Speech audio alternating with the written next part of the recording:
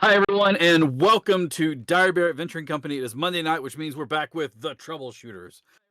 Let's see, a lot going on. So last Friday, I was invited on to Chef Byer's channel, and we did an interview and talked about all kinds of just cool DM stuff. He does these all the time. It's just basically like he interviews DMs and gets their stories. Yesterday, he did one about DM nightmare stories. He's done one about like doing voice work and stuff like that. That's where I was at, although we didn't do a whole lot of talk about that. But he does interviews with different DMs and stuff. Go check him out. It is twitch.tv/chef_Byers, BYERS. We'll put some links everywhere. There is, it's a really cool channel. He also runs some games, and Otter, who is listening in off camera, he uses Tailspire to run his like games for his players and stuff. So like he said he's given away like 125 copies of Tailspire. If you remember the Tailspire that I showed you, the really cool 3D campaign table that you can use. Um, you're being called out in chat, by the way. So that was a lot of fun. I hope to be on there in the future. Honestly, he has a huge list of DMs because he calls for signups all the time, so he's always busy. The other cool thing is that he is local. I will put in quotation marks because he is about maybe an hour and a half south of me in the Iron City. So it's really cool. I said I've got to make my way down there and say hi to him and stuff like that. So that was a lot of fun. We do have shows all this week, as far as I know. There's nothing is being interrupted. We had some conflicting schedules for Saturday night, but those should have been straightened out. So we had exactly. So we have tomorrow night is Scion with Jason and World at War, and then Thursday night we should be back with Maddie running A Knight's Ransom, and then Saturday we'll be back with our Stolen Cities. Also, another big announcement was that Baldman Games opened up their positions for Gen Con. Normally, I would be like, yo, give me that sweet money, but I'm actually putting all of my pay towards the benefits, which is a room for the entire thing. So I don't have to worry about having a place to stay or paying for that out of pocket, incidentals, all that stuff. It's all covered by my benefits. What's really cool about that is that means that I will be in Indianapolis at Gen Con live this year, running games. I'm happy to be back. I've already got my Fauci ouchie, so I'm great to go there. Everything went well. I had sore arm, but I've had mine for a few weeks now. Damn near a month, actually, this week. So I will be in Indianapolis. The dates for that are September the 16th through the 19th. It's Thursday, Friday, Saturday, and Sunday. So Thursday, 16th, 17th, 18th, and 19th. I'll be running Adventure League games. I've already got my schedule set up, so I'll be doing 2 on Friday. Nope, 3, 3, and then 1 or 3, 2, and 2, something like that. I've got it to where I've not working everything, that I have some time off to enjoy the convention as well as hang out with people and meet and hobnob and rub elbows and play some games and things like that. But if you're going to be at Gen Con, which, I mean, hey, don't take the risk if you feel like it. Always wear your mask. Get your vaccination if you haven't. Get out there. People are like worried that their vaccines are going to go to waste and spoil because there's not enough people doing it. So get out there and get your shot. Let's get it done. The 5G bullshit, all that's bullshit. Just get your shot. Get your vaccination. Do it for America. That's the most American thing you can do. So with that being said, I will be there live. We do have virtual D&D weekends in between there, so I will be running virtual D&D weekends coming up in, I don't know about June yet, although I do know the dates for it. It's the second weekend in June, which is like the 11th, 12th, 13th, something like that. And then in July as well as August. So keep an eye out for when I'll be posting up for those. You can come play some D&D with me. It's all Adventurers League, so hey, there you go. That's what to expect at that point in time.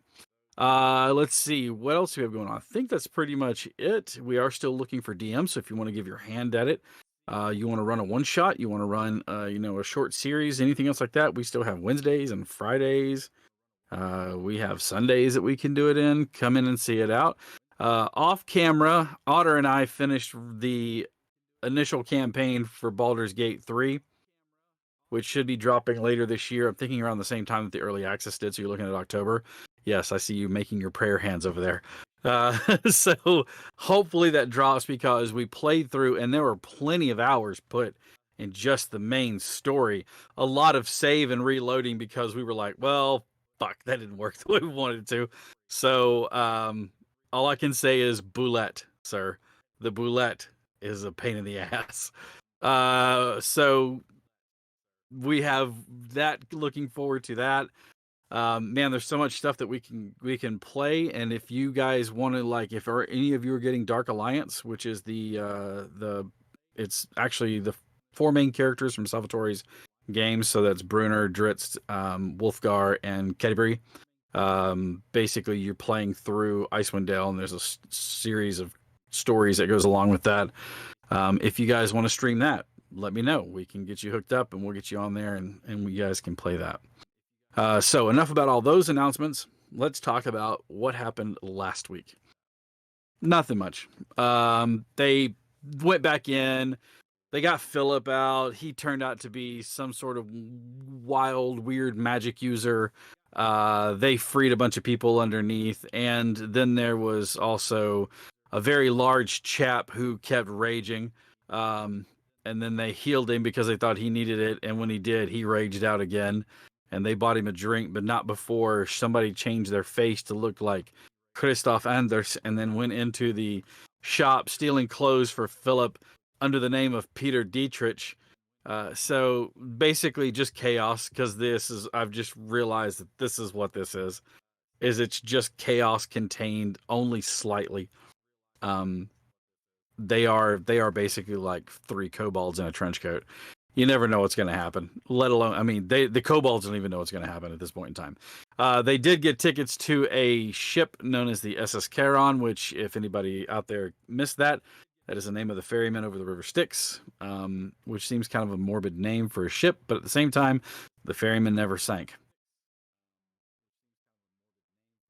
So there's that. There was some trouble stirred up with the person dressing up as Peter Dietrich, or excuse me, assuming the form of Peter Dietrich, aka Christoph Anders, and there's been some hullabaloo as they're going around. Thank you, Raymond, and hello. So, without further ado, let's jump into tonight's episode of the Troubleshooters.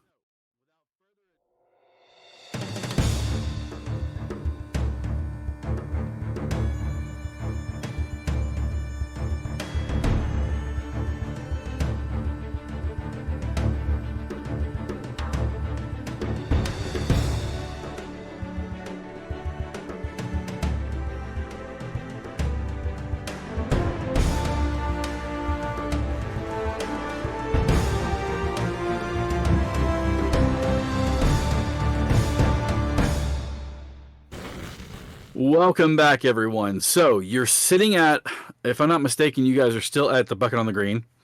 We were just leaving. You were just getting ready to head out towards the docks, towards your port. Well, actually, let me rephrase that. London is not a port city. So, I mean, other than the River Thames. So you can make your way south to get to a vessel. We're leaving town. You are heading out of town. That is correct. As you are leaving.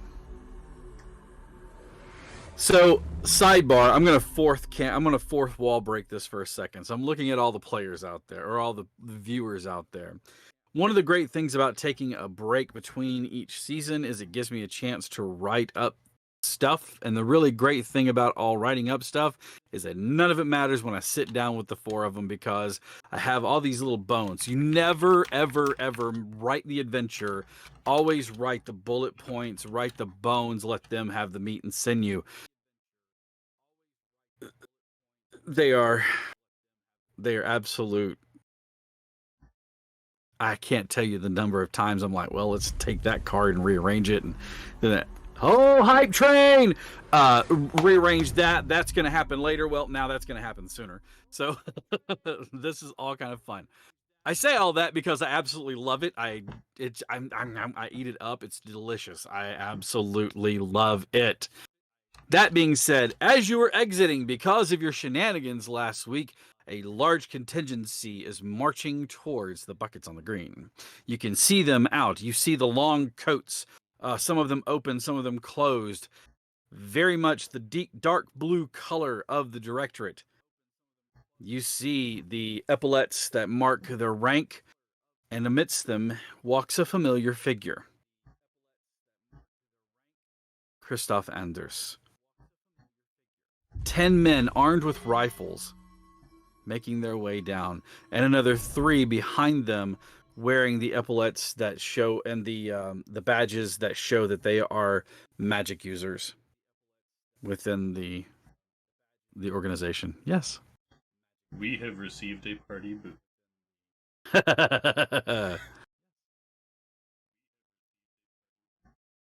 Your party boon is that you have advantage on any persuasion, intimidation, deception, basically social interactions that you are about to do.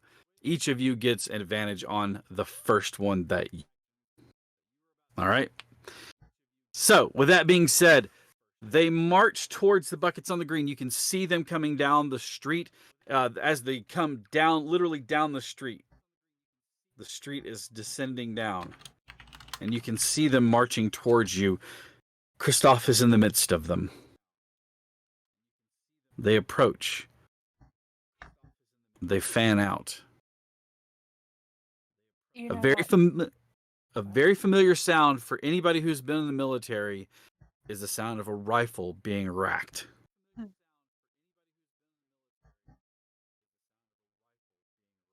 Christoph steps forward.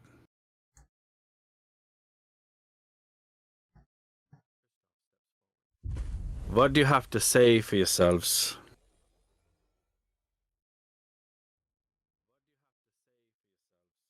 Good afternoon. You are to tell me that the incident as directed was nothing to do with you, and that you are innocent, of course? Pretty sure we have a whole bar that will attest to us being here for the day. The sound of the door, which isn't a saloon door, it is an actual door with like nice glass and some plaques on the front of it. You hear the sound of it opening. Several people step out onto the wooden porch on either side of you. You hear Hatchet Annie say very familiarly, "That's right, love. They was here all afternoon, drinking with me and Bruno." You see Bruno walk out, rolling his arm. He just kind of looks up. Right here. One big meat hook of a hand just like lays on Gedge's shoulder because he's probably the only person that's coming close to height. Boom. There was a little bit of an issue with a tailor.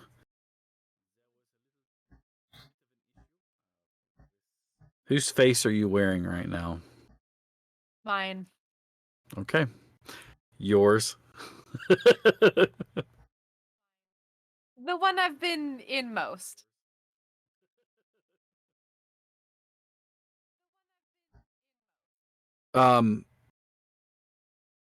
So, you're telling me that none of you had anything to do with the release of prisoners from the holds? You're all innocent of these crimes? I'm sure if we did, I could have saved a lot of money that I lost in the bar today.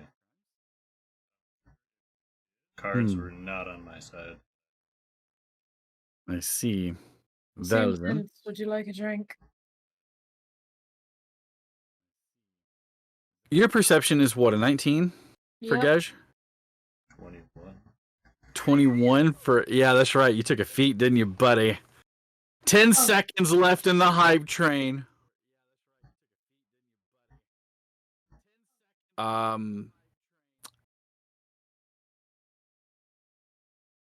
this contingency, this guard that is with them,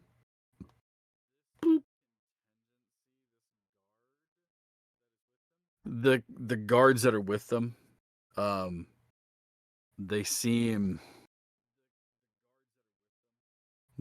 off. They seem like they're not quite with it. Like they're under the influence of something. Or magic.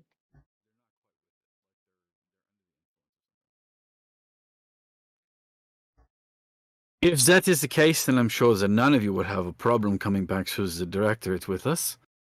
Jawohl.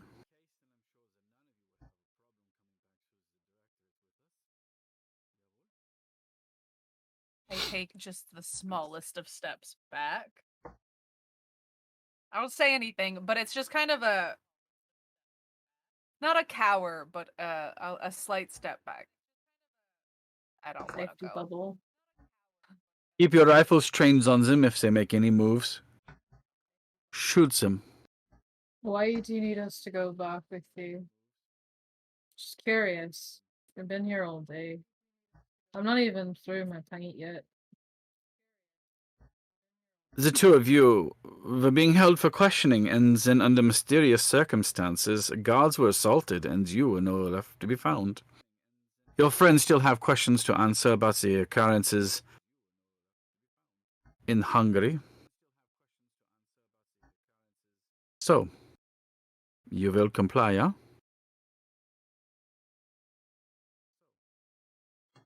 The circumstances involving you? I don't know what you mean. I've never been there. The circumstances involving a dead family. With the last living people to see them was yourselves, including the murder of children. From behind you hear, well, they probably had it coming. Trying not Don't to mind me, laugh. love. Don't mind me, love. I'm having a bit of a trouble with children lately. Definitely coughing, stifling a laughter for what Annie's saying behind me.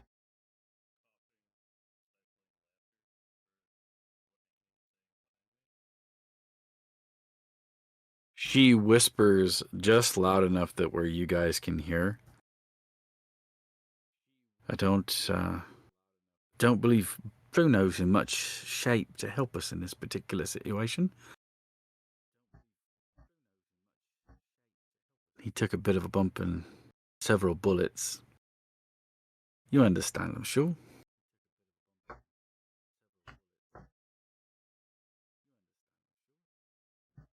I will ask you one last time, do you come willingly, or shall we have you under our control in order to do this?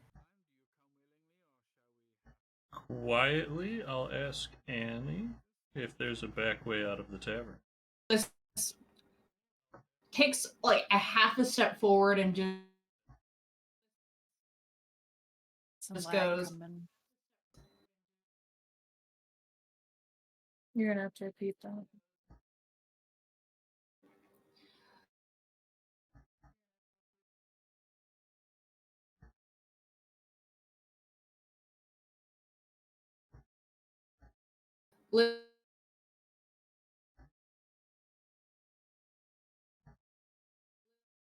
Nothing's coming through, dear.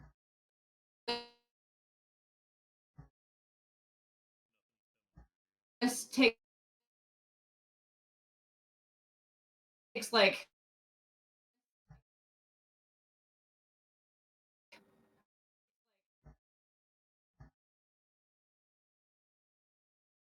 it's not even like really like a step forward. She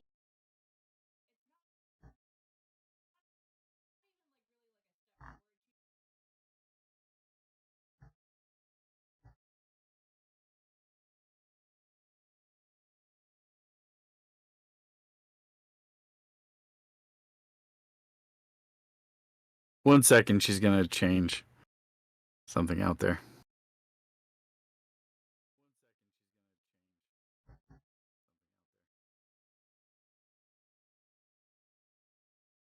In the meantime, but while she's taking that step, you ask Annie if there's an exit out of there. If there's an exit out of the back of the tavern. Of course there is, love. I'd be a shit criminal if it wasn't.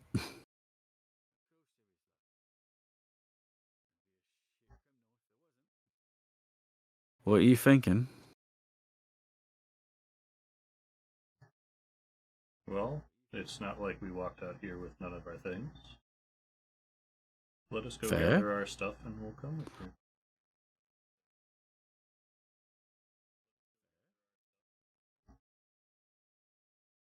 I will provide you with an escort to make sure that there's no funny business. None of your allies should stand in the way, lest they be implicated in the possible crime of harboring and aiding fugitives.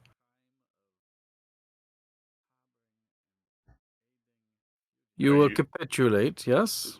Are you back with us, Liz? I think so. Can you hear me? I can Yes. hear you. What were you gonna say? You said you stepped forward and then everything cut out. Well, it seems going past this moon and has already changed what she would have done anyway. But she would have been, make like a step or even like a lean forward and go from your words and what my friends have said. It is not like you're giving much of a choice, and I'm not entirely sure the exact words that you used, but something about being kept in the directorate for locked up, and I don't really want to be locked up. So if you have any questions, I'm happy to answer them, but I'm not going to the directorate.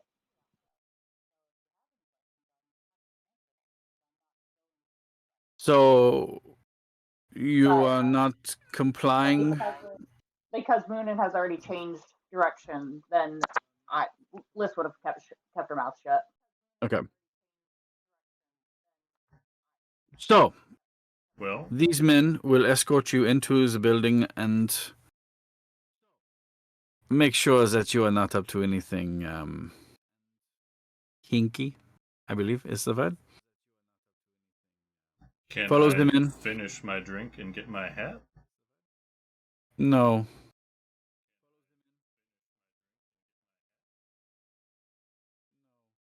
You have a lot to answer for, Hmm, and I will delight in getting those answers from you. that's a shame. Alcohol abuse is what it is. I'm gonna reach into a pocket, pull out a small cobalt vial. You hear every single rifle, all 8 of them are just trained on you right at the second. You're worried about this? Was ist da? It's nothing harmful. I'll pop it open, drop the Kirin tear into my eye, and I'd like to make a wish. Is that a note card?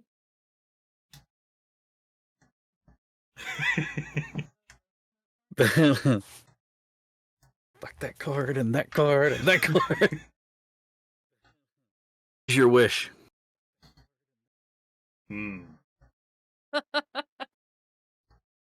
Just hold on. He's Well, contacting his I'm- lawyer first. You need to be real good because I will lay this out for you right now. There's a reason why I don't give people wishes that often because I am a bastard with them. Please proceed. I'm just thinking of how I want to word this. Give me just a second. Take all the time you need. I have a friend who went through at least a little bit of a lawyer program. Do you want me to call her up? I need wording on a wish right now. Moon's like dropping it in there. He's like, I want to make a wish. There's just the whole world slows down. The Karen just appears as the world goes in. The first thing Moonin says is, "Can I phone a friend?" I'd like to contact my lawyer. Yes, hello. Yes, I would like to seek legal counsel. All right. Take a minute to figure out how you want to say this. I don't know anything about most magic stuff, so I'm going to leave that part of my brain out of this. I am going to wish the party invisibility. Okay. So basically, you're using your wish to cast invisibility on the party. Hmm.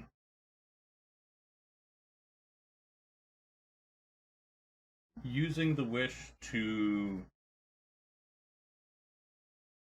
transport us to the docks. Us, 5 people. 4 people. Who's a fan? I looked at Zoom and I was like, 5. No. I want to wish the 4 of us to the docks. To the docks. The docks, I'm trying to recall what you said we're headed towards to the south. Mm-hmm. What was the name of it? Moonin would know. Why don't you just Oh. ask on the boat? I feel like dropping us on a boat might have repercussions, and I don't know what boat we would drop on. Well, we know the boat of the ferry. Well, the dock can be literally any dock anywhere in the world. Well, then let's aim for the SS Chiron. So, you're using your wish to cast teleport, which is something you can do. Mm-hmm. You want to teleport to the SS Charon. Yes. Okay, on the deck of the SS Charon. Yes. Okay. The horn glows for a second. Because literally it drops out of the sky. So the horn glows for a second. The world seems to shift and swirl. A bright light fills your eyes, as does the smell of sea salt air and the sound of gulls and the hubbub of a busy dockyard. As the wind stops swirling, you find yourself and your equipment standing on the deck of a ship. The shocked look of all of those around you as you have appeared out of nowhere immediately turns to the question of lowering whatever weapon or instrument they have in their hand as you watch a very tall man stride forward. What's all this, then? I don't believe you lot were welcome upon the ship. State your business. I will produce a stack of tickets and hand them to the man. Albeit slightly too dramatic, but we're here. Didn't wanna We miss the seem boat. to have missed you and had to find another way on board. He looks at the tickets carefully and says, well, normally those would be given to the ticket taker, but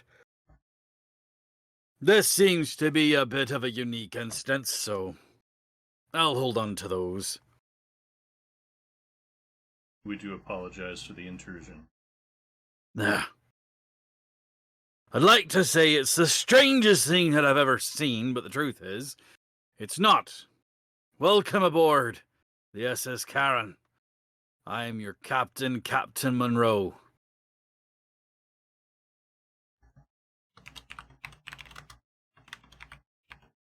And he kind of motions, and you watch as one of the deckhands walks over.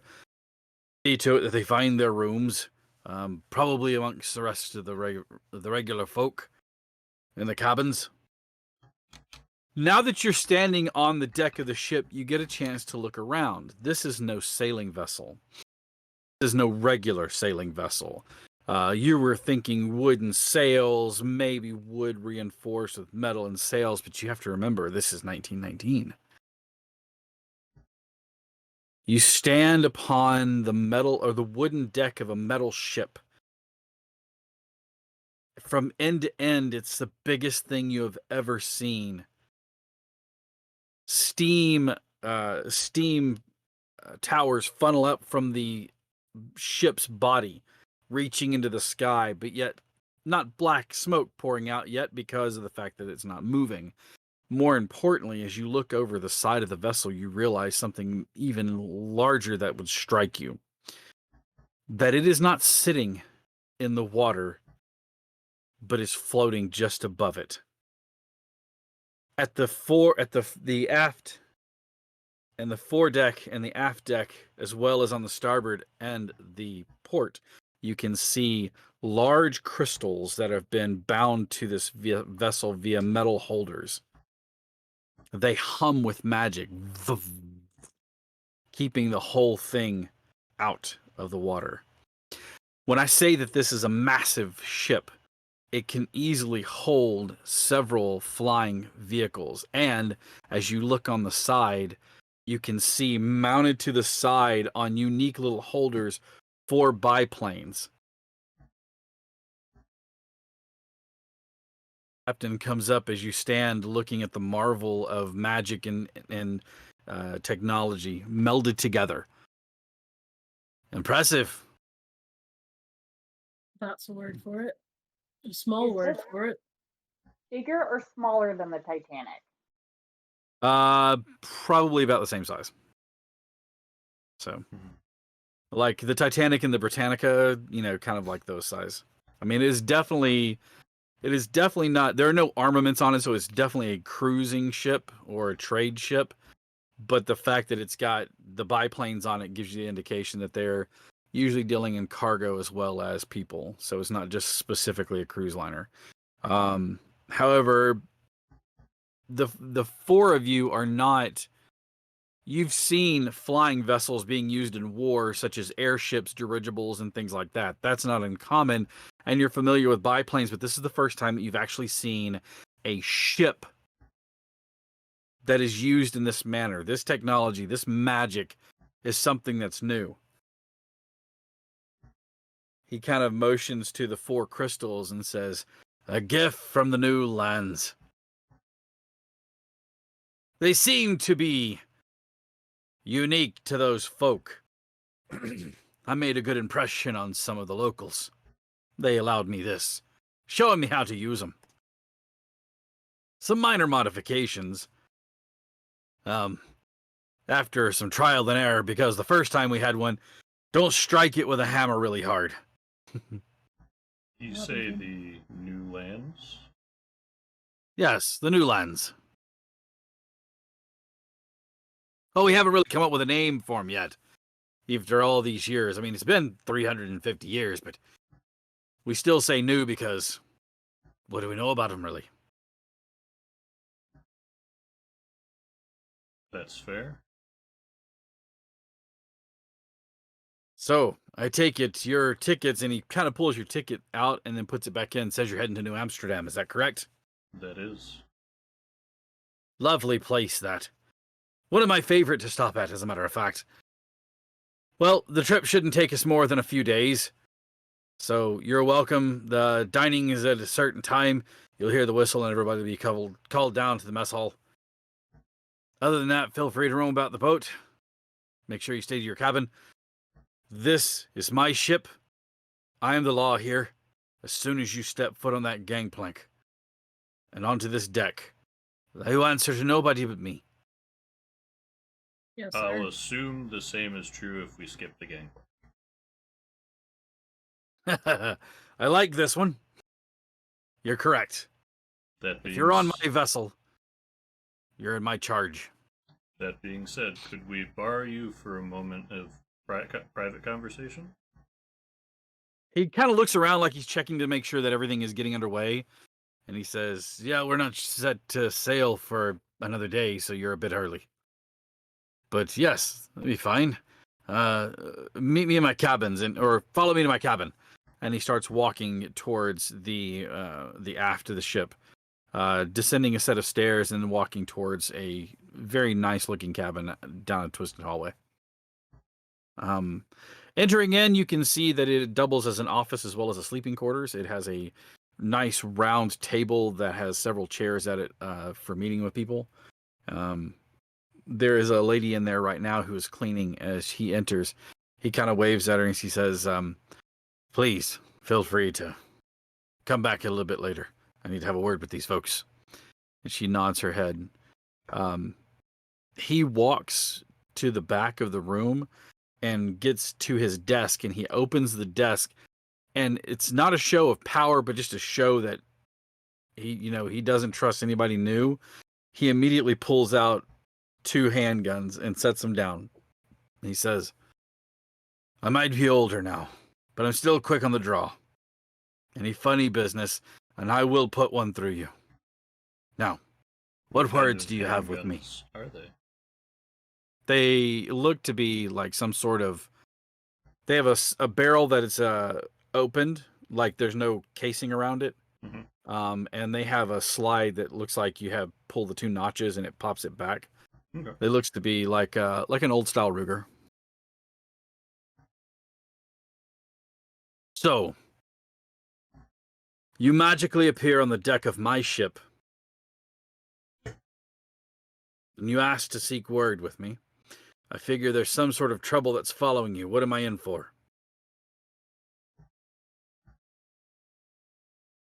I'll kind of look to the rest of the party, and I'll reach into my pocket and pull out my badge, or my patch, and put it back in my coat. We are currently working on a... Sorry. Oh, took my whole thought process away there for a second. You're currently working on... We are currently on a bit of a time crunch for something that needs to be looked into by the directorate.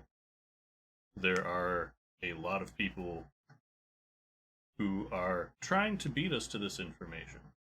That would be why we showed up as abruptly as we did. We're trying to gain as much ground as we can. All I simply ask is if anyone comes asking questions, we weren't here. So part of that is true. It's a spattering of both sides. Give me a deception check. Sure. Don't forget. Ooh, I have advantage. You have advantage. Don't fail me, llama dice. Yes, he has llama dice. Made my day.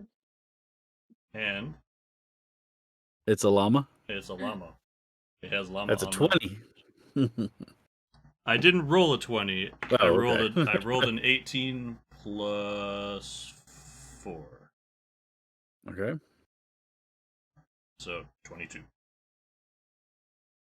As I mentioned before, I am the authority on this vessel. I have security and a head of security, obviously, but they answer to me.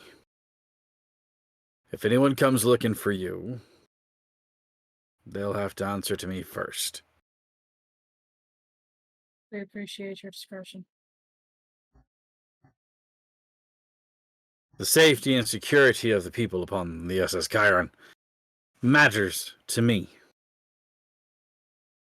Captain Monroe is a respectable name, and I mean to maintain that. You are guests upon my vessel, and as such, you will be protected. That being said, he holds up one of the guns. I do not mind casting your body off of the ship at over 500 feet in the air. Do we understand?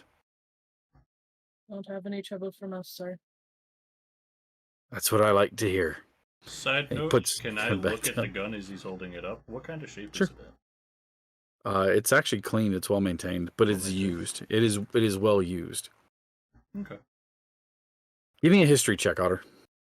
Oh boy, Moonin. I suck at those. 11. Okay. Something about the pistol itself. It's ringing uniquely in your mind.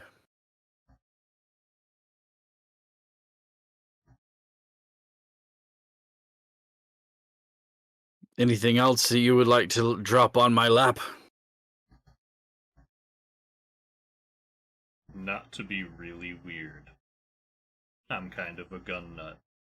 If I trade you one of these pistols to hold on to as collateral, can I check out that pistol? I haven't seen one of those in a long time. You can hold on to mine while I look at it. I will give them back. There will be no harm either way. It just piqued my interest. I haven't seen one in ages. He quickly slides it back, ejects the magazine, and then flips it around and hands it to you handle first. I will do the same with one of my regular pistols. Mhm. Load the ammunition, hand it to him. Not even the odds? No. All right. And if the party wants to bring anything else up, I just kind of want to give this gun a good once over because it caught my interest. Now that you're Liz- looking at it closer, give me a history check again, but this time with advantage. Good.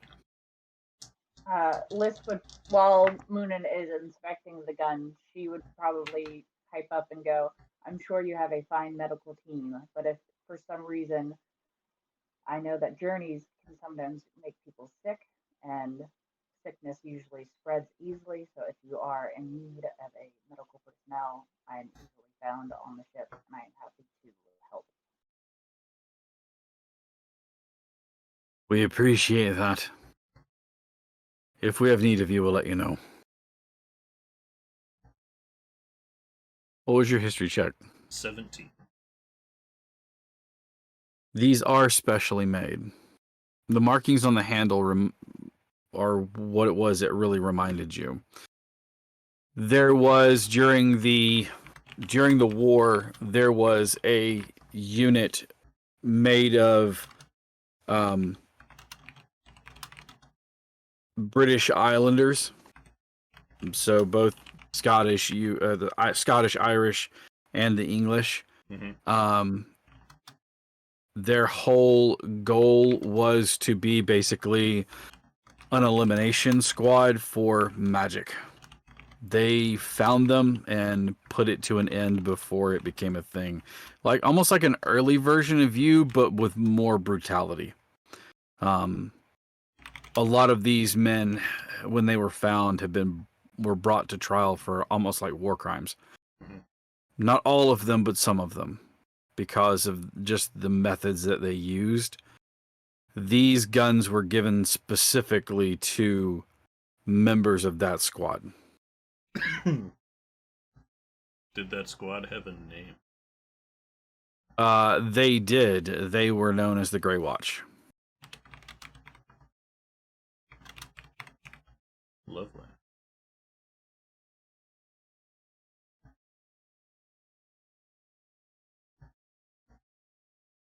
Anything else?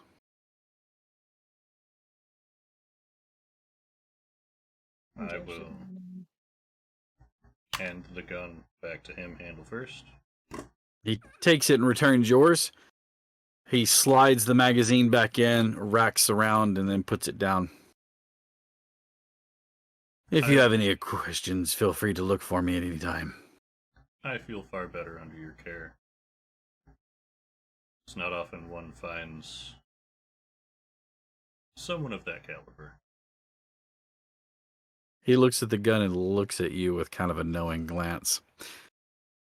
Well, I got to where I am through hard work and a lot of intense moments. When I say that I am the authority here, not even your directorate overrides me on my vessel. That is news. Wonderful news to my ears. Right. I have a few more preparations. Make sure that we've got everything we need to be ship shape, as it were. So, good day. Thank you for your time. And he walks to the door of the cabin, opening it, allowing you to exit.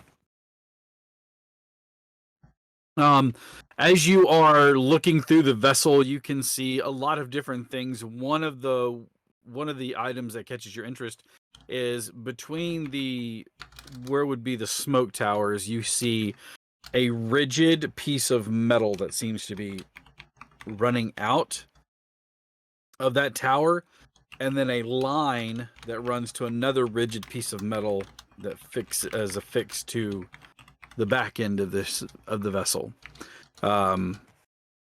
It would be some sort of an antenna or something else as you're eyeing it. Like a lightning rod almost? No, what it is a wireless telegraph. So telegraphs can actually be sent across using a wireless method. They are wireless to a point. They don't work anymore, but as you get within range and out of range, you can still use them. Unless there's anything pressing that you guys want to do, look at around the docks or the port before you head out. And if there isn't, then we will proceed to the next section of our story. You laying them? Moonin would probably apologize. I'd like to apologize to the party when we get back to our rooms. Seems like a weird way to use a wish, but seemed like a good idea at the time. We don't need to be in his care. It's as good a use as any.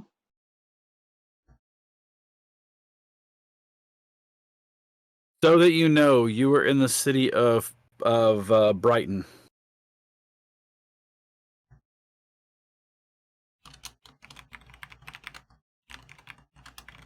For anybody who would like to know, it is on the map. You can find it. Look at London. Go directly south. Brighton sits on the beach. All right. Then, without further ado, the next day goes by. The hustle and bustle of the people. You just basically try to stay out of the way. As you are preparing, the ship is cast into a rather frenzied state. The captain is like, as you guys are like in your cabins, you each have your own individual cabin, but there is a burst of sound and activity and a flurry of movement outside. Looking out, you can see that several members of the staff are moving down the hallway towards one of the stairs going up to the deck itself. There appears to be something abuzz on the deck. Do they seem like panicked or urgent? Are they locked and loaded? Are they Kind of a mix. You don't see anybody carrying anything openly, but they definitely seem to be like moving in that direction. Some of them talking agitatedly, and some of them, just having regular conversation. scheduled follow carefully but curiously? Yeah, can Liz like eavesdrop and like try to like pay attention to what they're saying? Give me an insight check.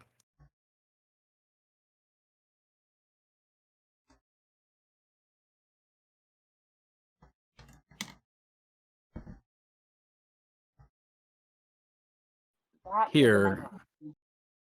All right, cool. And here on the Troubleshooters, not only are we fun, we are also educational. Now you've learned more about the UK than you probably may have known before. London, despite where you think it sits actually really far south. Very far south. Anyways, so you rolled a 19. You catch wind that they said, you hear words like, They're trying to get on board? Huh. Good luck with that against the captain. And you hear others saying, oh, they think they can just do whatever they want to do. So forth in like words like that. Liz would, if she sees her party members, if not, she's going to knock on their door and just say, it is probably best for us to stay hidden. Anybody going up to investigate what's going on?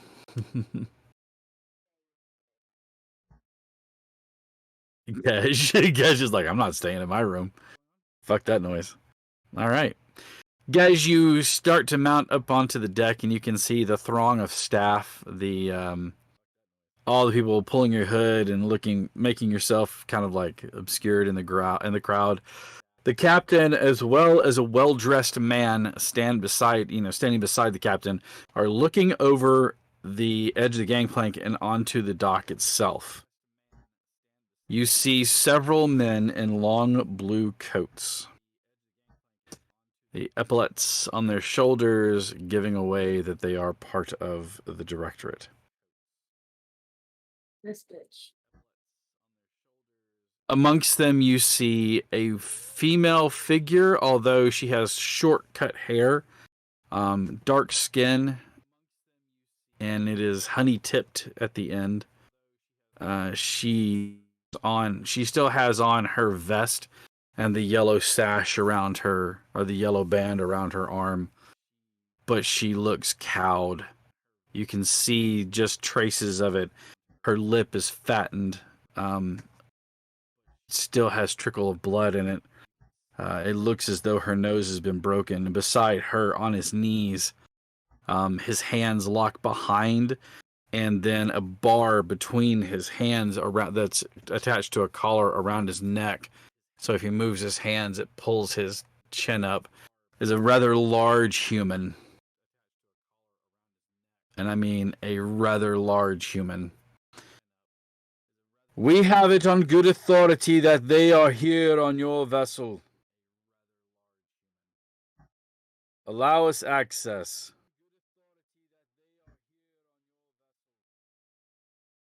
The captain crosses his arms and says, no. You've got no ticket. You've got no right to be on my ship. So, you best be served to go back to whatever master you have, with your tail between your legs, and tell him they're not here. These witnesses looks like they were coerced, Captain, and not kindly. The man goes on, these witnesses know that they have approached your vessel holding tickets. We've got as much from them.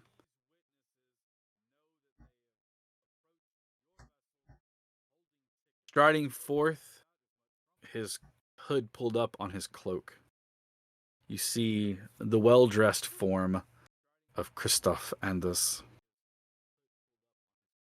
Captain, if I might be allowed to board your vessel and have a small conversation with you. That is all. The captain keeps his arms crossed. Christoph leans on the cane that he carries with him.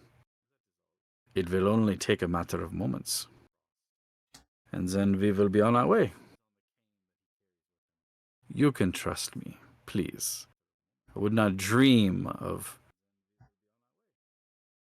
boarding your vessel without your okay. That would be despicable. I'm sure that we will have this matter put to rest. I believe you are a man of honor. If they are not here, they are not here. Would you allow me this?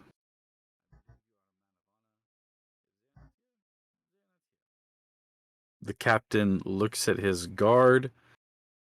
The guard looks at the captain. Gage, is there anything you want to do at all?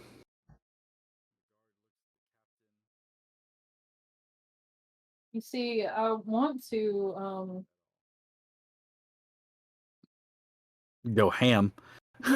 You Yay. just leap off the side of the boat and tackle a bitch into the water. Because Hash Danny was our friend, but she kind of, Do the dead swim. helped us out. So anyway, I started blasting. So, anyways, I started blasting. Thank you, Danny DeVito. Danny the Nito. Danny is Danito. Danny is the Nito. Danny Perfecto.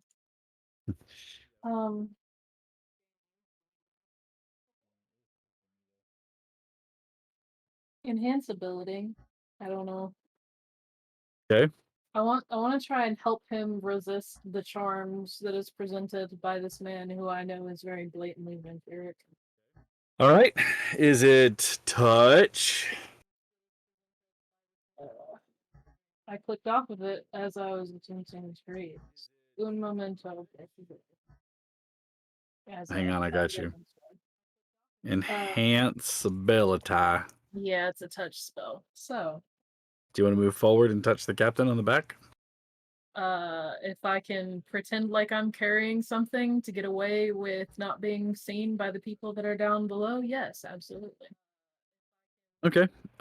Give me a stealth check. I'm bad at those. Are you going to say anything, or are you just going to be like, "Here's some magic"? No, he's probably going to whisper something to him as he's I'm in danger. Yeah, Gage is in danger. That's a 12. I get disadvantage on those rolls. I'm not. But it is a crowd of. I mean, there are a crowd of people on the deck of the ship. So, I mean, you can kind of like push your way through, which some of them give you that whole, hey, watch what you're doing. But as you do, you get close enough, you kind of reach out, you say your verbal part, make your hand motion, crush the material that you need for the spell, and which is, by the way, an owl's feather. As you do touch that past him, you watch as his head kind of like glows for a second. You see the outline, only you can see it, but the outline of like an owl kind of like sits over him. Don't trust a word he says, Captain. He's not what he seems. The captain just doesn't look back at you, but you see him kind of almost nod imperceptibly. He minds his own business. It goes off. He finds out somewhere else that he can perch up to watch after he has delivered his package. He says, you hear him look and he goes, "So, you want to come aboard my ship? Is that correct?" "Yes, Captain. That is all that I wish." "Oh, well, by all means. Come aboard." "Really?" "No, not really. I'll kick the goddamn gangplank out and watch you drop to the fucking ocean. You can get on board my ship when you have a ticket, you bastard. In the meantime, you and your cronies in your coats can kick rocks. Piss off with the lot of you." This man. He turns and looks at his crew and he says, "Any of them try to gain entry on this ship without a ticket, without my authority, shoot them, drop their bodies, and let them be a goddamned example to the rest of them. Now, I'm going to have breakfast." And he turns and walks off. There's kind of a collective like chuckle and cheer from the crowd. Thank you for your wisdom check, by the way. All right. As he starts to move away, you can still see Kristoff standing there for a moment, and then he just kind of like shakes his head. As he does, he motions to the rest of them, and they move off away from the vessel. And we are going to take a short break. Give us about 10 minutes. I don't have any water back here. So 10 minutes, we'll be right back. I know it's a little earlier than what we normally do it. go out there, retweet that we are live, that we are still live. Go ahead and spread the word, spread the love. Huge thanks to a huge thanks to Raymond for the sub and for the gifted sub, and thanks to Vixen for resubbing, and thanks to everybody else out there who has gifted a sub throughout the bits. Through that, we really appreciate your support. It really helps us to keep paying for wonderful things that we have on the show, and it helps us keep just going, and we know we love it. Even if you didn't support us and you're just here watching, I love that too. So spread the word. We'll be back 10 minutes. Thank you so much.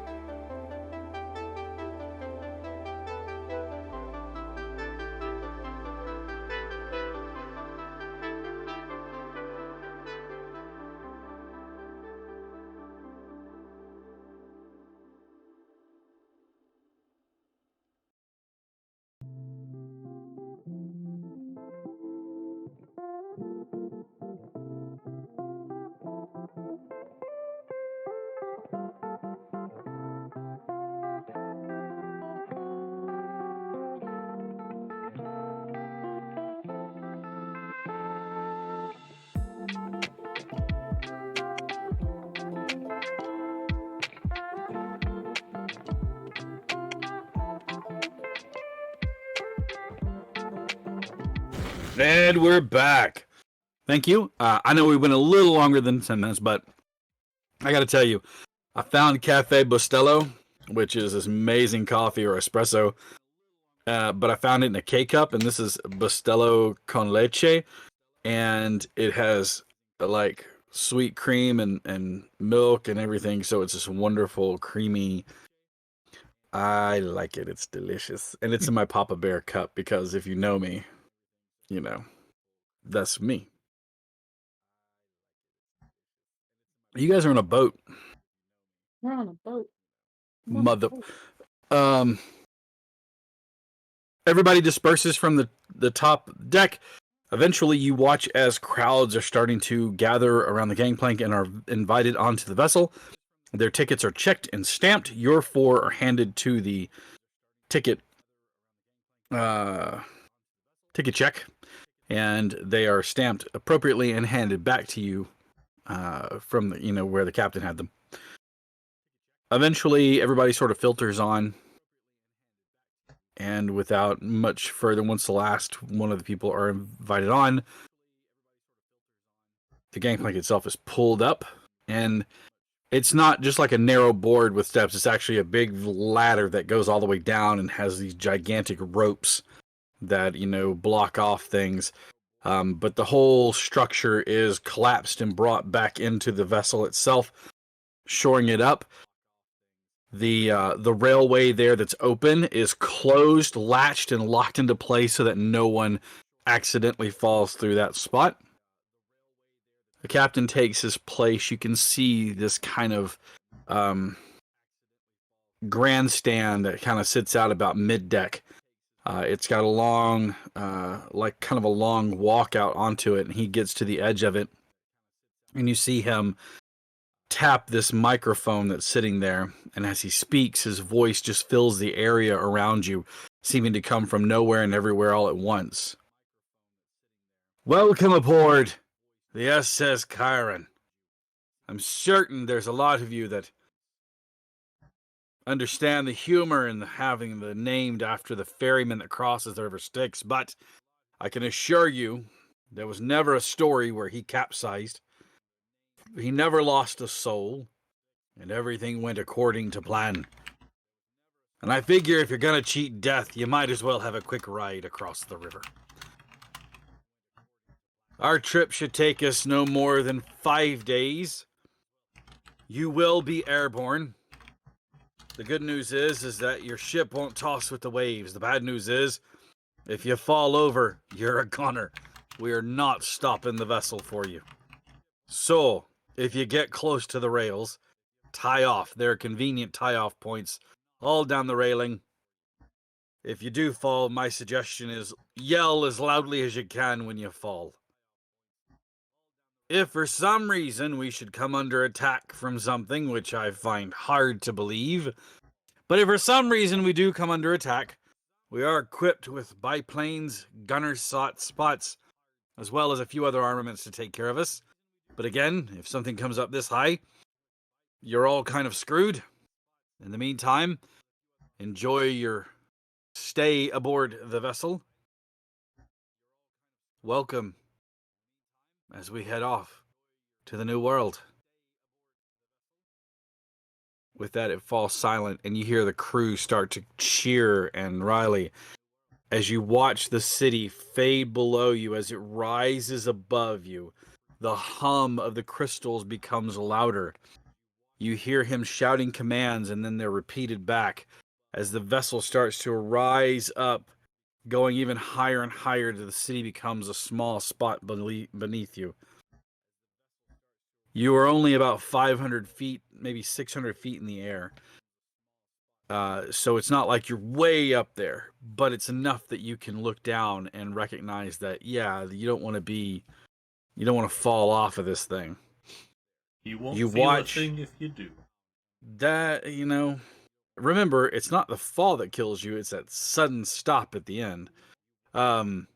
You watch as he shouts commands, and you see another man up there on the platform with him, and he has 2 flags, and he seems to be giving commands with them. And as he does give his last command with both flags forward, you watch as the two metal holders on either side, on the starboard and port side, turn, and as they do, they hum, and the whole vessel starts to proceed forward. At first, it seems like it's moving slow, and then you can catch that it's catching speed. The wind rushes around the vessel, and it seems to be buffeted by the crystal that sits on the forward part of the ship. But as you do, you can hear that wind rushing past. You burst through clouds, and as you do, you finally rise just above the sit, kind of just below them, almost as though you, at some point in times they're low enough you could reach up and run your hands through them. And the vessel seems to move forward. Do the crystals shift when we go forward, or do they stay stationary upright? They tilt, and as you start to move forward, they remain in that tilted position. So it seems like the energy is down from them, and then when he tilts them, it provides that thrust forward. You're not sure about the forward and the aft one, but from the way that the wind isn't just like nailing you to the deck of the vessel, you think the first one cuts the wind in half so as to keep it from just flattening you to the deck of the ship as it moves. Because crossing the Atlantic in 5 days, you're moving at a pretty good clip, my friend. Oh yeah, Speed. just, growing up with tinkering around all the time, curiosity is what it is. Yeah. Midway through the first day, there seems to be some reverence being paid to some figures that you see moving through the vessel. You catch one or sight of them. They have on long robes that are like mottled green color, like different greens that are blended in together. They seem to have like this dark brownish gold embroidered at the hems and at the hems of the robe and at the sleeves. They seem to be paid a lot of reverence, and you kind of look as you watch. You see that their skin is almost like a leathery colored, so it's dark, like they spent a lot of time out in the sun. You can see the hint of pointed ears as though they have some elven heritage, but they look wholly human. As they move through, you see the captain catch up, and he starts to speak to them in a language that none of you know.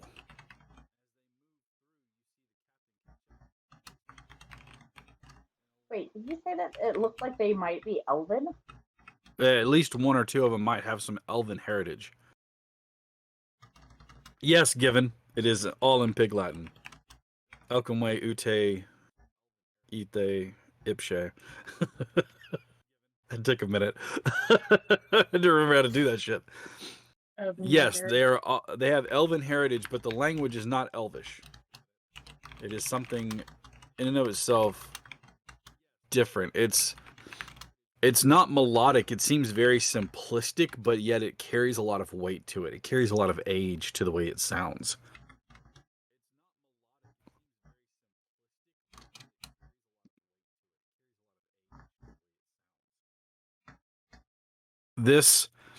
They seem to be escorted through the ship, and eventually, as the days go by, one after the other, into the night, into the day, the food on the ship is well prepared, and you get to meet a lot of people from the dining hall. A lot of the other passengers, you can see that there is close to 100 passengers in total, including yourselves. Large groups, small groups, some, seem to be there. They are of all different manner of dress. Unlike most vessels that travel, you had your first class and your second class, or your grade A and your grade B, that, hey, all of these people that aren't affording these first class tickets are going to be eating down here in the lower decks while all the first class people are up. Captain doesn't seem to cotton to that much. And everybody intermingles, and you can see it on the faces of some of those who have paid a hefty price for their ticket as they look a bit apoplectic to see those of a lesser class mingling with them. Now, does it seem mostly human besides the ones with slightly pointed ears, or is it Yeah. a mix of races? No, keeping in mind that when the veil lowered for the elder races to come through or to cross over, it was never a very large number to begin with. Most of them, like I would say 98% of the people, population on the vessel itself, on the ship itself, is human. Okay, if there was any way that Liz could get to try to be friends or try to be closer to the elvish heritage and just see, you know, what where they are and things of that nature, she would like to approach them. All right. On the third day of the crossing, you see that they are escorted across the ship again. Like they seem to be going from one end to the other and then back somewhere throughout the day. Not being paraded, but like there's some sort of special care that's taken with them. As you get closer, you can see that the men that are walking with them are definitely crewmen on the ship. As you approach, one of them holds up a hand. Stand back, please.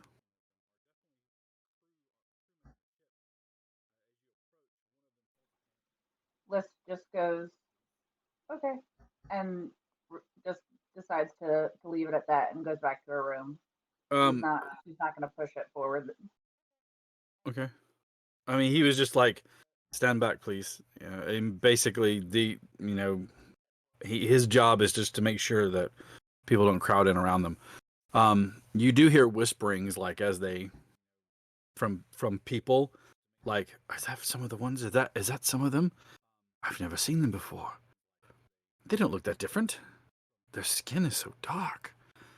Things like that.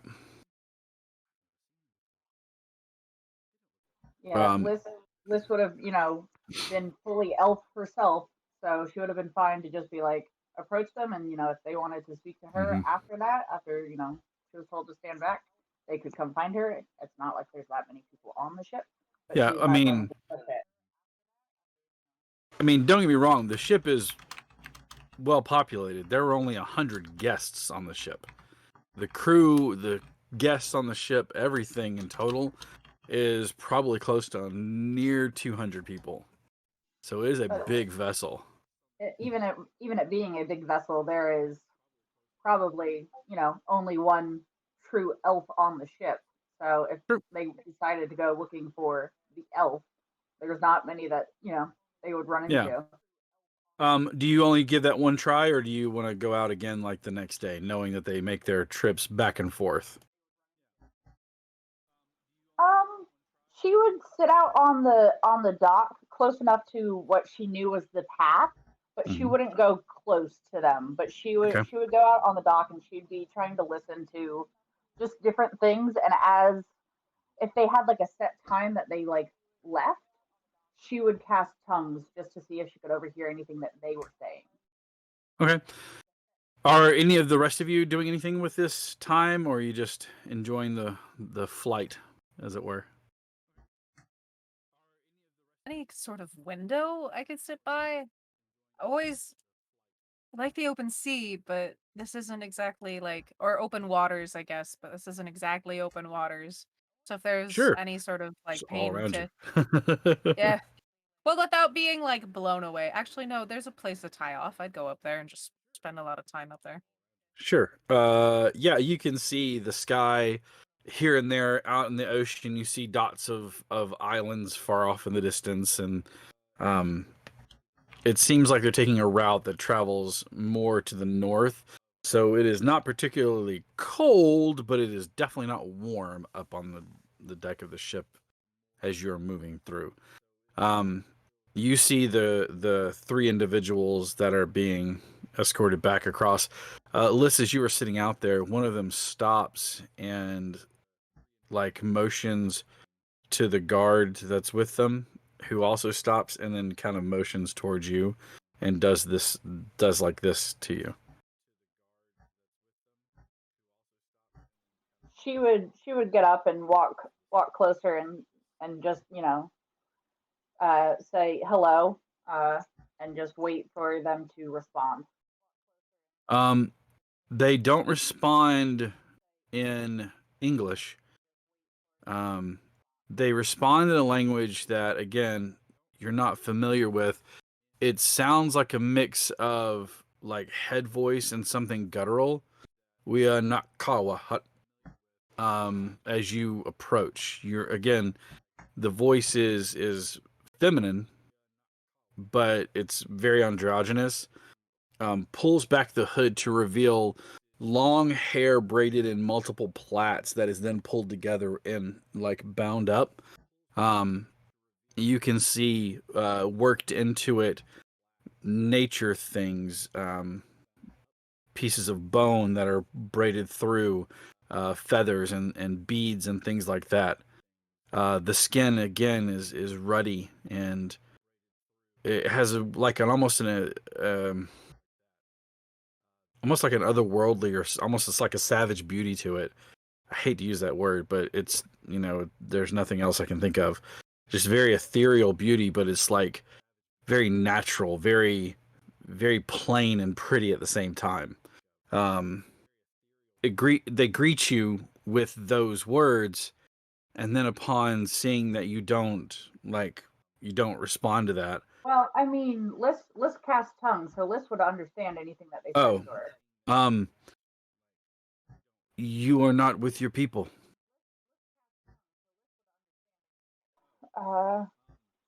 My people being my friends, or my people being my heritage?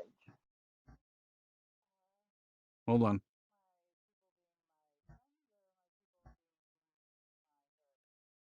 Okay. Your people, your people, not friends. Your people. She just goes, yeah. When the shift happened, it was only me and my sister that made it over. I saw your ears and was wondering if perhaps where you are from there might be more of my people. Hmm.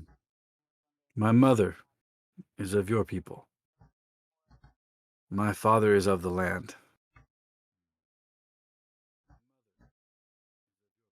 Where are you from?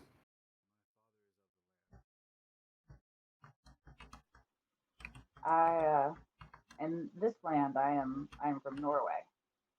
But before the shift, I don't know where she would have actually have been from before the shift, but elf. No, Norway. Norway. She turns and speaks to the others who are human. They don't have any elven heritage. They are fully human. And as she speaks to them, you understand it. But along with her speech, you see her moving her hand in certain patterns, giving the context that it's the language as well as the hand motions that explain things. They nod and say, lost child. And they kind of shake their head. The one that you spoke to originally, she says, come, walk with us. Or they say, come, walk with us. And at that point in time, they continue proceeding to wherever it was they're going. And as they enter into one of the large, into the stairs leading down into the lower deck, you are escorted not past the cabins and down even further into the ship. A door is opened, and you can see several guardsmen there, and they are protecting this area. As they approach, you see the hand motion, and in English, even though you understand it, they say friend, trusted, and the guards nod, and the door is open, and they are allowed in.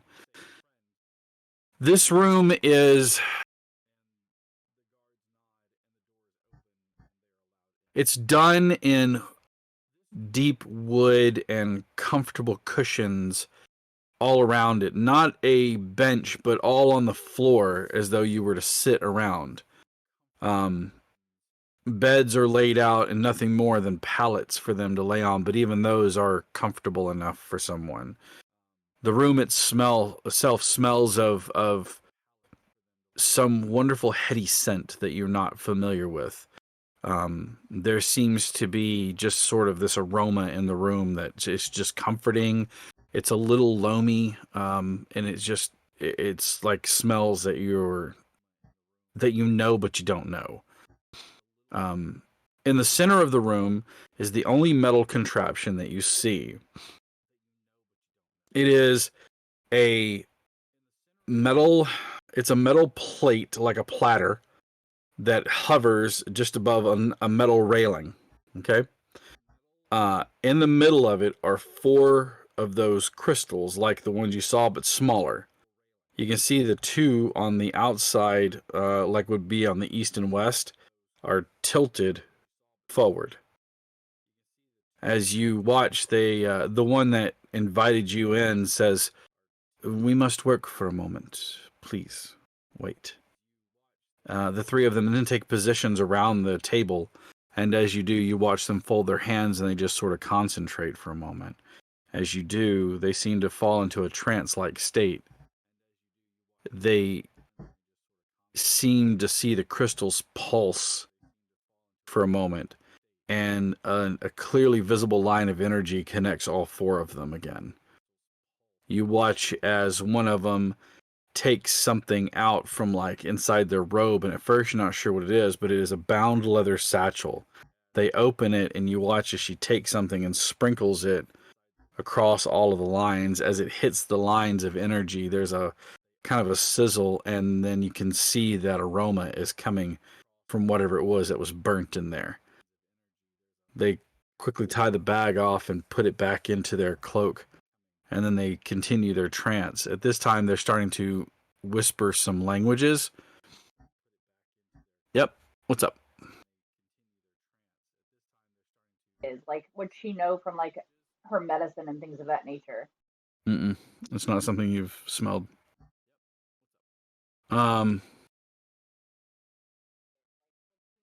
As they join hands, they begin to recite words.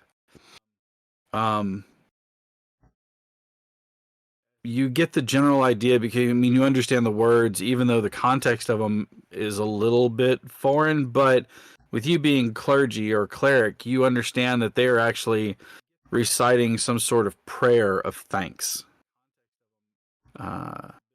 When the whole thing takes maybe 5 minutes, and when it's all said and done, they seem to come out of their trance, and the one that has been speaking to you stands and comes to sit next to you on one of the cushions. While this is going on, the other 3, is there anything that you would like to do? Saying kumbaya. No, she is just fascinated. So she is, watching as clearly as she can, All and seeing if like, because that is a new smell or a new herb that she hasn't, known. So she's just like, wow, what is this? right.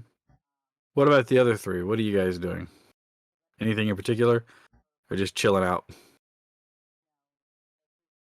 At I some would point... be. Oh, go ahead. No, you go ahead. Sorry. You started first. All right, Gej.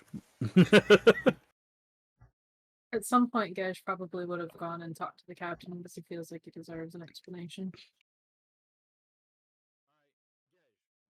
Come right back to that. Moonin.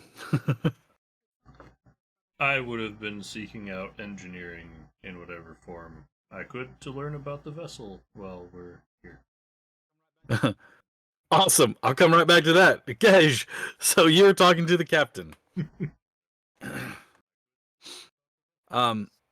Just a nondescript amount of time after the incident. We'll probably go look for him. All right. The captain is easy enough to find. You know where his cabin is. He is sitting behind his desk whenever you knock on the door, and he invites you in. Come in. Sorry to bother, Captain. Gesh would step in the door. What can I do for you? I'd like to apologize for the other day. I was wondering when we get around to that. I'm not sure if you saved my bacon or made it worse. Either way, Would you like to tell me what that was about? Kind of a long and complicated story. We're not lying when we say we're part of the Directorate. But between you, I, and this mighty fine ship's walls we've got here, the Directorate's kind of got its own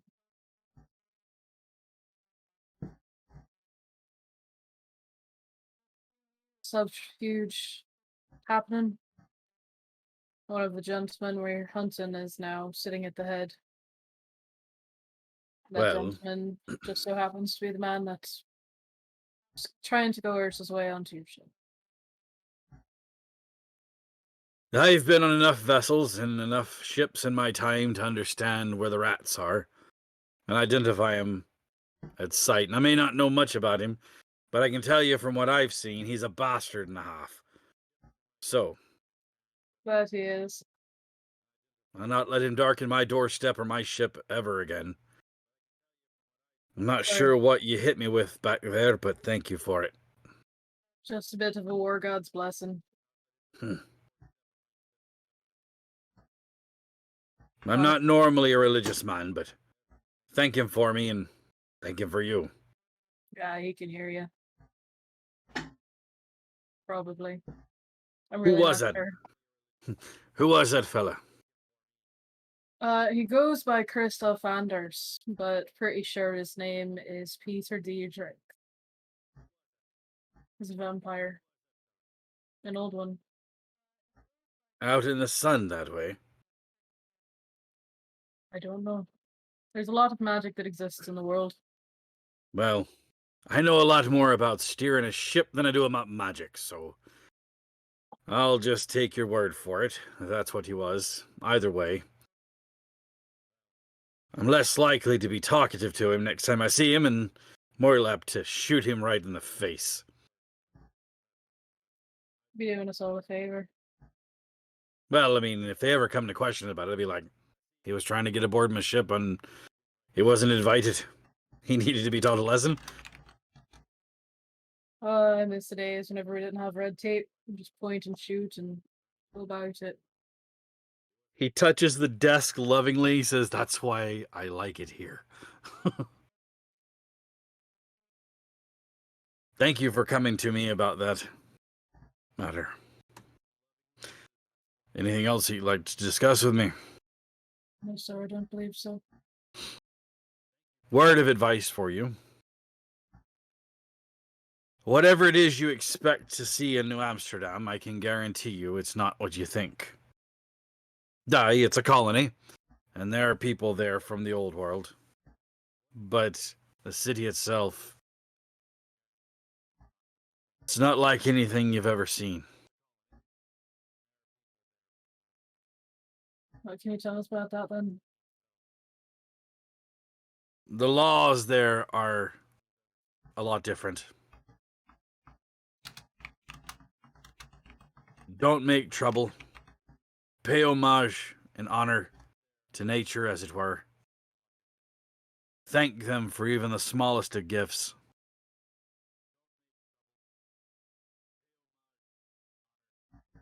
And make sure you're always reverent when it comes to nature. Treat him like the Fae got it. Aye, exactly. Like the Fae. The indigenous people there. They are closer tied to the Fae than they are this world. They have powerful magics. Them and Ma would have got along great then. I'm certain they would. They have powerful magics, and I pay them reverence, but I don't necessarily trust them. But I've never done wrong by them, and they've never done wrong by me. Anyways, that's my advice to you. I'll make sure that the rest of them are told the same information. Oh, Thank you. one more thing before you go. The directorate doesn't exist over here. Okay. Your badges carry as much weight as a rock. but far less useful. So, mind that. Noted. I'll tell them. And I hope you find whatever it is you come looking for. I hope we do too. Good day to you. To you as well, Captain. Engineering. As you go searching about for engineering, you are met with several of them that just kind of laugh. Engineering, he says. He wants to see the ships operating. That's good. One of them is wearing like a sleeveless shirt. Pats you on the back with a heavy hand. He has the blonde, like handlebar mustache going on. Come on, I'll show you where they are. And he escorts you down to the forward part of the ship, not with his arm around you, but like leading the way. Down a set of stairs into a single door that's just ahead of you. It's got the old-fashioned, big wheel lock system on there. Behind that door is everything you need to know about running this ship. It's a closet, isn't it? No. Although, I guess it feels that way at times. Let me show you. He knocks on the door. You hear a knock while you were having a conversation, Liz, with your new friends. One of them stands and moves over and turns the handle and opens the door. As the door opens, inside this room you see it's wood all within this area. What's really interesting is that the shape of the room and size of it, it's completely separate from the rest of the vessel. As though if anything were to punch through or hit or whatever, this would be a separate contained or separate part. It's not like its walls make up other walls that, honeycomb throughout this. This is completely contained. The wooden walls are made of thick plank, and you can see the only metal contraption is this disc floating above this rail on a pedestal that has 4 crystals in it. The 3 people that you've been watching march across the ship back and forth are here along with Lysandra is sitting here having a conversation. One of them they all have their hoods pulled back, and you can see dark hair braided in and done different shapes with natural looking things all within it. Description that I gave earlier of them. The man that walked back with you pats you on the back and says, "Welcome to the boiler room."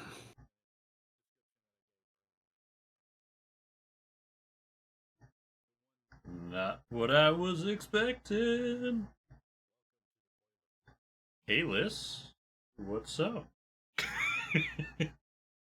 In Norwegian. No, just in plain English. Liz just tilts her head and she goes, boiler. What boiler room? What? I was asking around how the ship worked, and they told me here. The word I used was engineering, so I'm guessing that was just a joke on his end. But that's how I ended up here. Liz looks over at her new friend and goes, "This is Moonin. No, it wasn't a pause on me forgetting the name. It was a literal pause that Liz would have done to think about how to introduce him. Dead. To be like Dies on the friend, spot. brother, like to Either way, it was great. yes. She made an actual pause as like she tried to like think about how to introduce him, and she just finally settles on Moonin. He is a confidant of mine, and being being the only one with me and my sister, he is sort of like family to me. But I'm not entirely sure why he thinks that this is engineering. If anything, this probably seems more like Earth. He, they ask you a simple question, pointing at Moonin and say, "Lost child." She shakes her head and goes, "No, human, but pretty lost as far as history goes." One of the other two gets up and walks towards you, Moonin.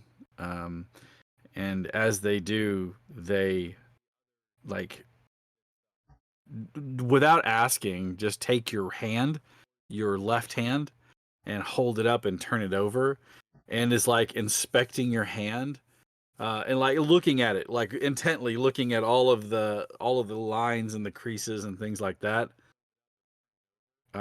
You can hear them speaking in some language that is completely foreign to you. Liz, you see the one that's turning over and looking at his face and looking at his hands and stuff like that. She's muttering over, so much weight, so heavy a heart. So much. He carries so much. And then abruptly, they give you a hug. Just like hug you. Like, Mona's like, there, don't be cry. I don't know what you're saying, but I'm being hugged. Okay. I'm just gonna Liz, kind of accept the hug and like look over at Liz. Like, is Liz this? would respond with that. I'm pretty sure it's fine. I think they have some sort of like empathic ability, because they realize that you have gone through a lot, probably as much as I have.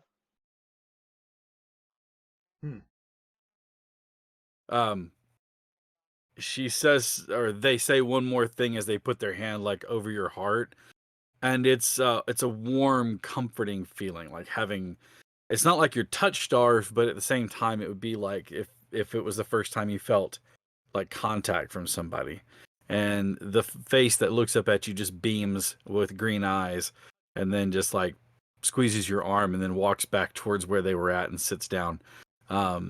And you just feel like a sense of comfort about you, like a weight has been lifted, but I mean, nothing's really changed, but just in this moment, you feel like everything's okay. This room Everything's was gonna be all right. already so homey, and now I just feel all warm and fuzzy.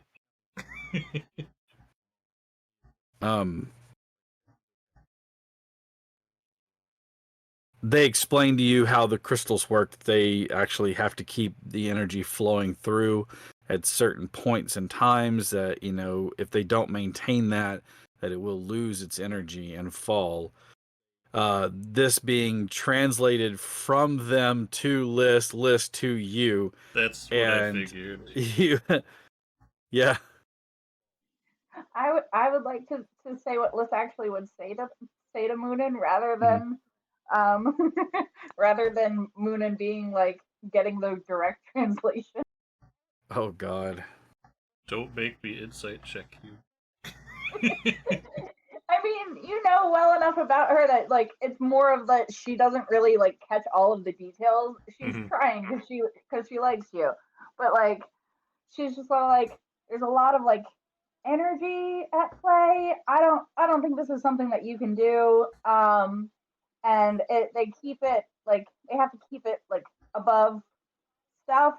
I'm not really sure that I Just keep it you above know stuff. yeah, they got to keep it above the ground, and they got to do it to Well, we do would like hope some to sort of keep it a above prayer. space. It's like Um, the second-hand cliff notes of their explanation. right. Yes. It's like Okay. you've played the telephone game, but it's only like 4 people deep, but it's still confusing as fuck, is what just happened. Uh, eventually, though, the mustachioed man says, we should let them get back to work. Come. And he Um, motions you. I will say to Liz to say to them, thank you for your time. I would love to see what you were describing if you would allow it. Liz translates that as like carefully as she can, even though that Liz knows that she doesn't have to translate it. She can just re-say it in English, and they now understand her. They kind of nod, and one of them says, "We will find him and show him on our next traverse." Liz goes, "They're more than happy to," and they said that they'll find you the next time that they do the energy thing. All right. I'll give As you a guys, small bow and head out of the room. as you are being escorted back out of this like place within the ship, the mustachioed man tells you this was once a liner. It does have an engine room and an actual boiler, and it does move via large propellers if it is in the water, but the captain came by these presents that you see, and as such, he's never had to put it in the water again, but it's good to know if you need to be. It can. The last 2 days of the trip, you are escorted down with them. You see how they do the energy transferal. The last 2 days of the trip are uneventful. The captain does raise the vessel to avoid some storm clouds, but other than that, yeah, what's up? I was just gonna, when they did bring me down for showing me how this was accomplished, I would try my best to mime, like, what is that smell? Mm-hmm. They open it up, and you can see what appears to be some sort of plant matter that's been ground, like with a mortar and pestle, Mm-hmm. but you don't understand like what it is they're saying. I just want to, like, stick my face in it and, like, that smells really good. And it does. Even before it's burned, it smells good. Mm-hmm. Give me I'll have you do this. Give me a nature check. Oh, God. Okay. Lava dice, don't fail me. That's a 12. Yep. Not sure. Might be some sage, might be some mint. Not sure. Those are drugs. You know what it's not? It's not saltpeter, sulfur, anything that makes gunpowder. You can't shoot that. None of those. You're Fair fairly enough. certain you cannot pack that in a shell and use it as a propellant for a bullet. I mean, I could use it to make something smell good aggressively. Coat all the rounds in it and then just fire them. They Rock make salt wildflowers. rounds. Rock They salt make- rounds, but incense. They make wildflower shotgun shells so you can shoot people with flower seeds. They Yes. do. Yes, they do. Best These way shotgun to plant. shells. These shotgun shells are holding wildflower seeds. I can see it now. The cops show up. We had a noise complaint. What are you doing? Holding the shotgun, racks around, gardening. If you ever hear the cops coming to my place, Cat, that's exactly what's going on. Remind me just to show it with some popcorn. This shit's good. I'm watching this. With the last 2 days are uneventful, and eventually you see yourselves. You feel the ship descending. You can see it as the captain says, "We're coming into port." Yeah, what's up? Before Liz, or during the time that Liz was speaking to them, she would have asked if the mother was still alive and if they were getting off the ship, if she could, try to meet the mother, things of that nature. And she would also ask about any sort of like medicinal things that they might know or might be willing to tell her, or if they have any interest in that. They tell you about some of the things that they know, but the names aren't the same, and so that's something that you can't translate. So it shows up in the same language. because translating it from one language to another is different. But if the name is taco, it's taco regardless of the language. So it's like, it doesn't translate. So that when they say the name, you're like, I don't know what that is, but they tell you that it has medicinal purpose or medicinal uses, and they kind of go through a list of things that it can be used for. You would have taken like phonetic like writings of like what it is and like written down the properties of it so that like when she's there she can now like look for XYZ. So Right. The ship starts to descend, and ahead of you, you can see the port. The port is big. There are concrete wharfs that jut out, made out of piled rock, and that's sealed off on the top with concrete. You can see wooden docks as well. More importantly, though, is the way the city looks. It looks as though someone built a sprawling city, and then trees sprouted up all over it. So it's the shotgun. It'd be more like a cannonball. No, it's a bowling ball. Get it right. There you go. It's a bowling ball. does it look like Legend of Korra, like that city after the spirit wilds come up? Not quite as like attacked or grown over. Like, while you can see that the nature has encroached, the way that the structures are built on the ground incorporates the nature. As you get closer to the dock, there's a lot less trees and things like that. But as you get further in, you can see that there are flats, there are buildings that are in the trees, as well as, buildings that, are on the ground. The whole thing is beautiful, and the city is bustling. I mean, it is lively. I mean, London was vivacious and had a lot going on, but this seems even more so. And what's really great is that you're watching not just people moving on there, but creatures like deer. People are riding on the back of giant caribou and deer and things like that.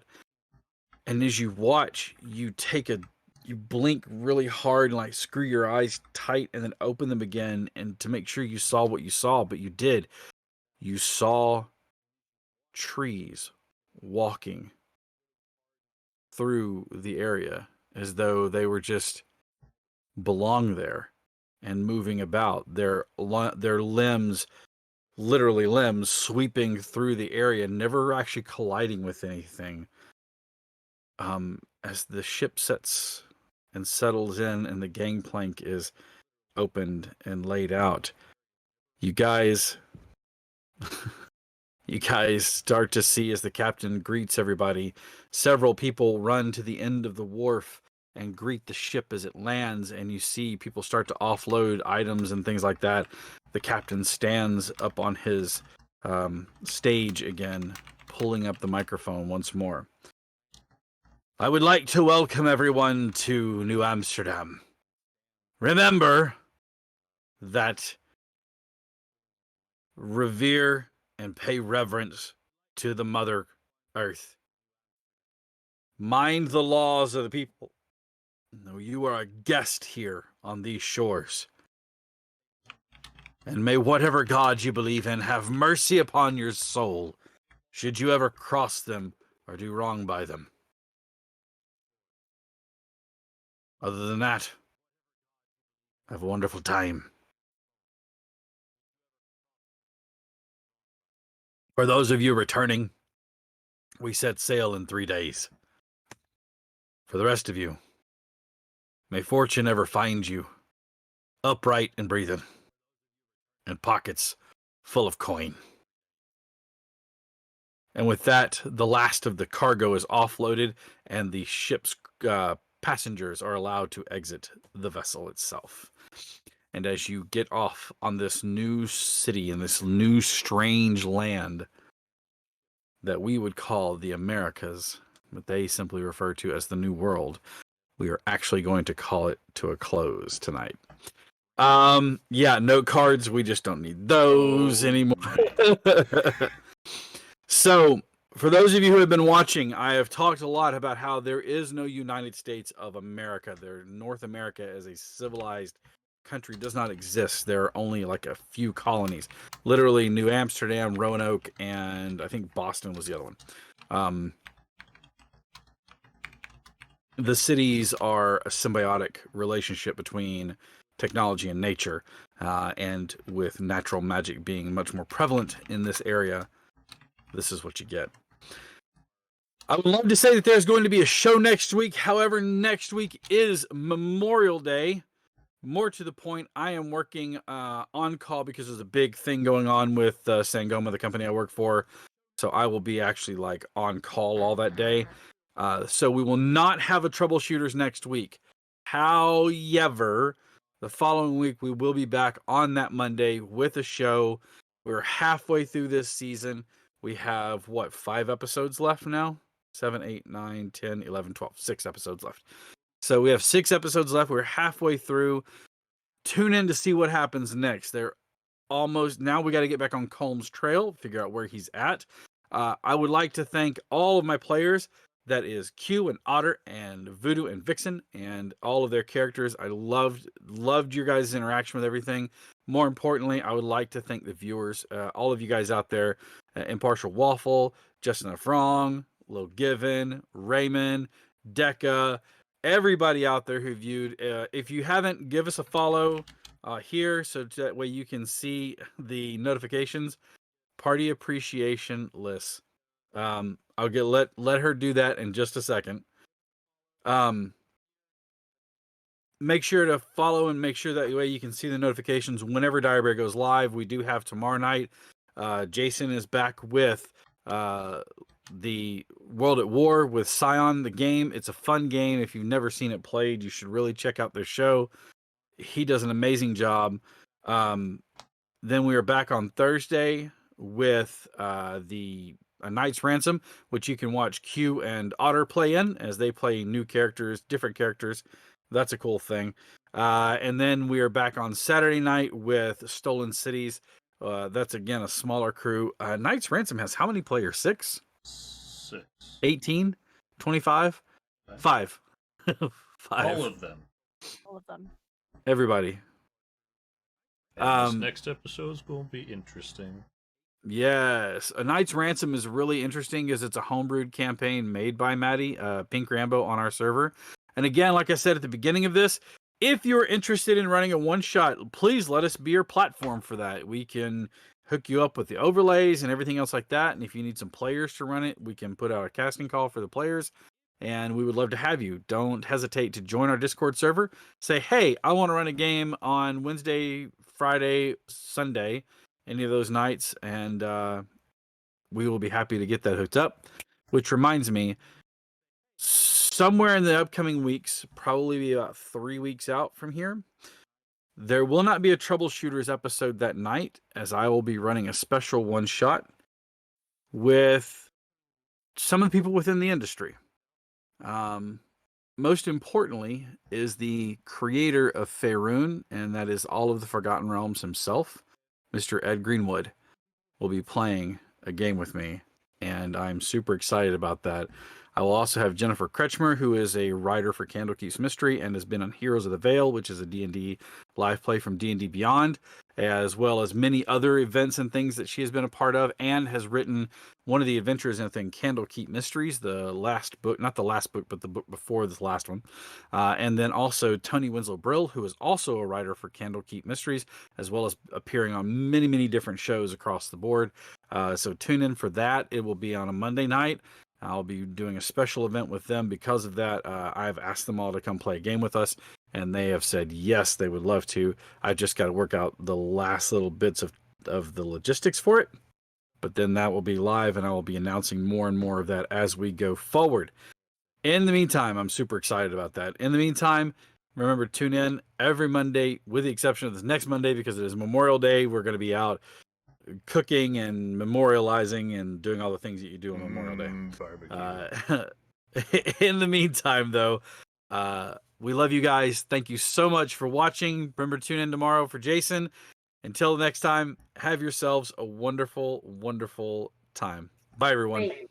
Yeah. Did a party appreciation. Oh, that's right. The party appreciation. Don't want to go away without that. Sorry about that. So because this is done as lists, I am going to do this as lists to the other party members, and I'm going to use Keith as our captain as all of his wonderful players that he plays. So I will be doing captain last, but so list to It's Moonin funny. would, yeah, this is gonna be fun. List to Moonin is just gonna be like, you are, family, and I always have your back, and you're not dying until I fucking tell you that you're dying. And yeah, Is so that a threat? I love you. Is that a threat? I Yes. mean, if you want to take it as one.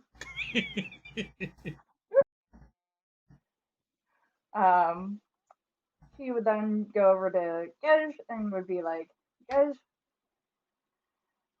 thank you for, I know our religions are different, but thank you for being an odd one out with me and not being able to stealth or shit. And thank you for just having my back and our friend's back. And thank you for being a friend. And then she would look over at Emerith and just be like, you Frenchman, I like you. But you're on thin ice sometimes. But I like you.